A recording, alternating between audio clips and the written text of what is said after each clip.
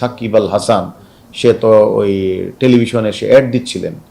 তারা কেন এরকম একটা মানে খুনির উদ্বোধনী অনুষ্ঠানে গিয়েছেন এটা আমি জানি না। অলরেডি আমরা তার বিরুদ্ধে 12টা ওয়ারেন্টি আছে।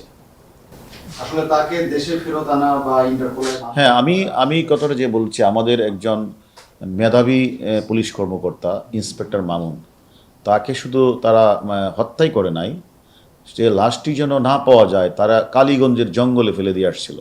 সে লাশ উদ্ধার করার পরে একটা মামলা রুজু হয়েছে, মামলাটা ডিবি তদন্ত করেছে এবং চার্জশিট প্রদান করেছে। যদিও এটা নিয়ে অনেক কথা ছিল যে যে সে হত্যা করে সে পালিয়ে গেলেও নকল আপন একজন ধারণ করে তাকে দিয়ে সে জেলখানায় পৌঁছেছিল। পরবর্তী পর্যায়ে এটা যখন আমরা ডিবির তদন্ত যখন প্রমাণিত না সেই আপন না, এটা মিথ্যা আপন, তখন সে এখান থেকে সে অলরেডি ইন্ডিয়ার পাসপোর্ট নিয়ে সে দুবাই অবস্থান করছিল।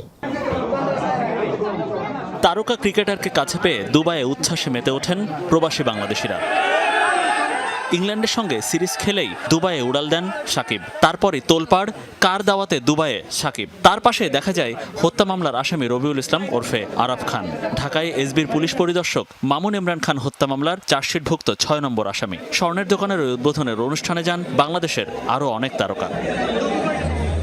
হত্যা মামলার আসামি হয়ে বাংলাদেশ থেকে ভারত পালিয়ে অবৈধ পাসপোর্ট নিয়ে দুবাই পলাতক রবিউলের আমরা কালকে মিডিয়াতে এবং অনেকের বলার পরেও আমরা দেখেছি বাংলাদেশের কিছু, বিশেষ করে সাকিব সহ অন্যান্য কিছু যারা স্টার বলা হয়, তারা সেখানে হাজির হয়েছেন। জানার পরও সে একজন যে মার্ডারার, সে একজন খুনি, সে একজন পুলিশ ইন্সপেক্টরকে খুন করেছেন, এটা আমরা মিডিয়াতে বলে তাদেরকে অবগত করার পরেও তারা এই দুবাইয়ে গিয়ে এই আরাফ খানের যে মানে স্বর্ণের দোকান উদ্বোধন অনুষ্ঠানে যোগ দিয়েছেন।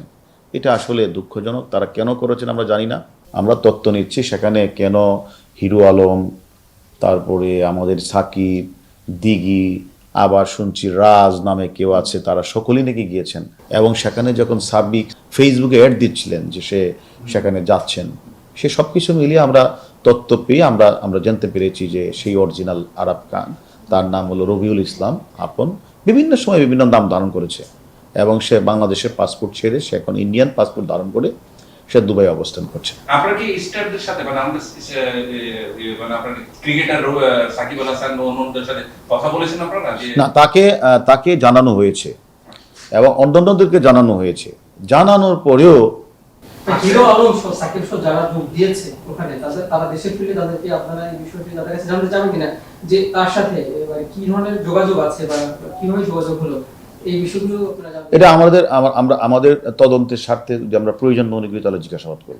আমাদের ঊর্ধ্বতন কর্তৃপক্ষের সাথে কথা বলে আমরা ইন্টারপোলের মাধ্যমে আমরা তাকে দেশে ফিরিয়ে আনার আইনগত ব্যবস্থা গ্রহণ করি। আরাফ খানের ব্যাপারে আপনার এই পর্যন্ত কতগুলো মামলার অভিযোগ? তা এবং সে ওয়ারেন্ট আছে, মামলা তো আছেই, চার্জশিট হয়েছে এবং আমরা মনে করি যে আমরা ইন্টারপোলের মাধ্যমে তাকে দেশে ফিরিয়ে আনার।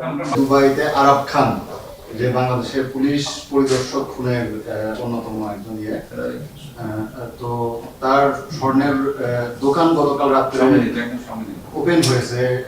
ওই জায়গায় সাকিব আল হাসান গিয়েছে, হিরো আলম গিয়েছে।